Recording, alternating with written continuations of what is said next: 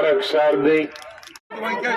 नमस्कार दोस्तों, आप सभी को अमित की ओर से। और मैं इस वक्त हूँ जट्टी में और जट्टी टाउनशिप में गुलाम नबी आज़ाद जो कि पूर्व सीएम रह चुके हैं जम्मू कश्मीर में, और वो मिलने आए हैं खास करके जट्टी टाउनशिप में जो लोग रहते हैं, जो कश्मीरी विस्थापित यहाँ पे रहते हैं। उन्हें शिवरात्रि की एडवांस में ही मुबारकबाद देने के लिए यहाँ नमस्कार, सत श्री अकाल, आदाब सभी लोगों को यहाँ पर आए हुए मेहमान हमारे जो भी अपना वक्त निकाल कर यहाँ पर हमारे आजाद साहब के साथ मिलने आए हैं, उनका सभी का हार्दिक अभिनंदन है यहाँ पर। और हमारे आज के जो बहुत ज्यादा तालियां होनी चाहिए इनके साथ, इनके लिए। अपने अपने जगह बैठ जाएंगे प्लीज, जो भी जहाँ पर खड़े हैं मेहरबानी करके अगर वो आगे आके बैठ जाएंगे तो बहुत ही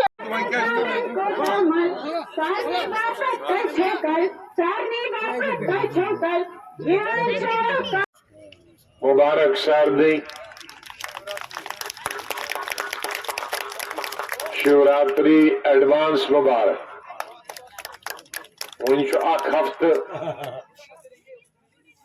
हफ्ते बाद 8वें तारीख शिवरात्रि में उस परस वाद कोरमत पड़ता सबस तो दर सबस था सही चाहे। और मजीद ये कहना चाहता हूं कि हमारी जो बिल्डिंगें बनी है वो आजाद साहब ने बनाई थी, मगर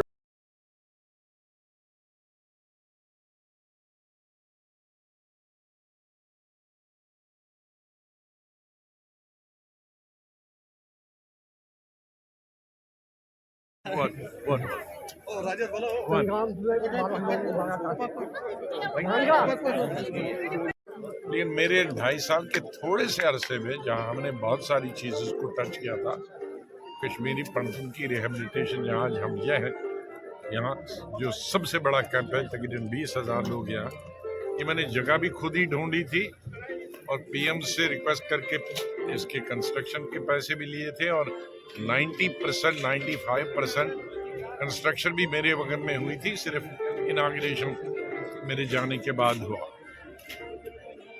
और 2-3 कम में बिल्डिंगें बनी थी। लेकिन उसके बाद किसी ने 17 साल में इनका वाइट वॉश भी नहीं किया।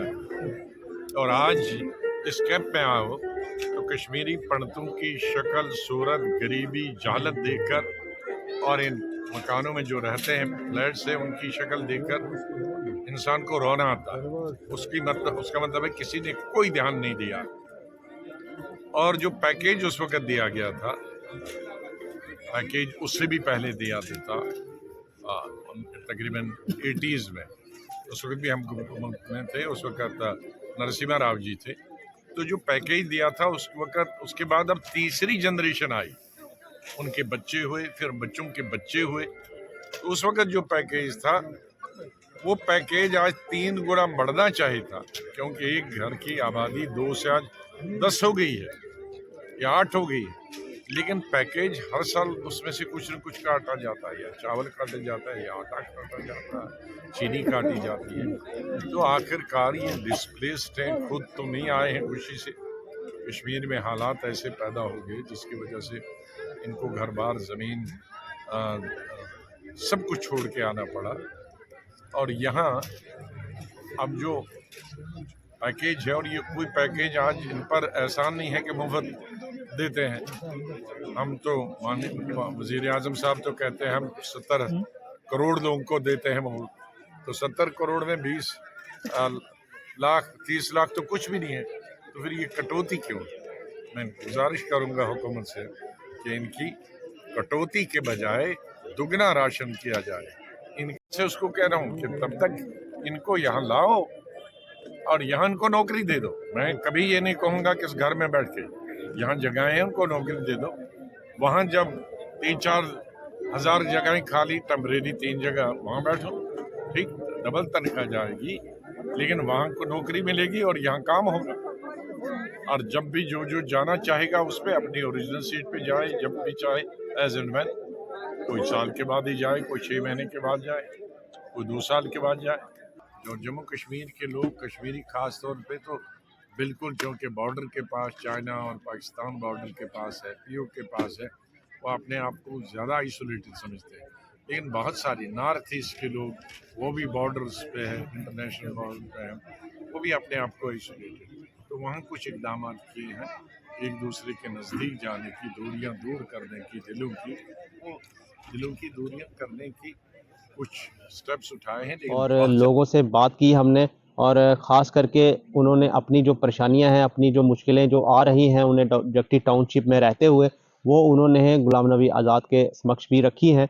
और वहीं गुलाम नबी आज़ाद साहब ने भी यही लोगों से, जो विस्थापितों को यहाँ पे रह रहे हैं, उन्हें शिवरात्रि की मुबारकबाद दी। और साथ साथ में ही उन्होंने बताया कि मैं शिवरात्रि जो मिलन होता है, जैसे कि ईद मिलन होता है और ऐसे ही दिवाली मिलन, और अब हमने शिवरात्रि मिलन पे ये एक प्रोग्राम बनाया था, जो मैं सभी कश्मीरी भाइयों से यहाँ पे मिलने के लिए आया जगटी टाउनशिप में। और वहीं कुछ लोगों ने भी अपनी जो परेशानियां हैं, अपनी जो मुश्किलातें हैं जो जगटी टाउनशिप में उन्हें आ रही हैं, वो गुलाम नबी आज़ाद साहब के सामने रखी हैं। और गुलाम नबी आज़ाद ने भी उन्हें पूरा आश्वासन दिया। और साथ साथ में उन्होंने ये भी बताया कि जब मैं यहाँ पे 2.5 साल के दौर में चीफ मिनिस्टर रहा, और उसी दौर में ये जगटी की जो टाउनशिप मैंने शुरुआत की, और ये लोकेशन में तब के प्रधानमंत्री जो डॉक्टर मनमोहन सिंह जी, उनको मैंने ये अवगत कराया इस जगह के बारे में, और ये जगह बड़ी अच्छी थी रहने के लिए। तो यहीं पे अपना शुरुआत हुई जगटी टाउनशिप भी, वो मेरे दौर में ही हुई है। और मैं अभी भी कोशिश करूँगा, ख़ास करके उन्होंने बात की यहाँ के रिलीफ़ के बारे में, जो रिलीफ़ बड़ा ही कम मिलता है कश्मीरी विस्थापितों को, वो बढ़ाया जाए। और साथ साथ में पीएम पैकेज के जो युवा कश्मीर में जो अपनी नौकरियाँ सेवाएं दे रहे हैं, नौकरियाँ करते हैं, उन्हें भी आए दिन थ्रेडें मिलती हैं अपने, तो उन्होंने वो बात भी अपने गुलाम नबी आज़ाद के सामने रखी है। और गुलाम नबी आज़ाद ने भी उन्हें पूरा का पूरा आश्वासन दिया कि मैं ये आपकी पूरी बातें जो मैंने सुनी है, ये भारत सरकार के समक्ष रखूँगा, और कोशिश करूँगा कि उन्हें भी अपील करूँगा कि ये आपका जो मुश्किलातें हैं, और वो जल्दी से जल्दी उसका हल निकले। तो आज के लिए इतना ही, और जय हिंद, जय भारत।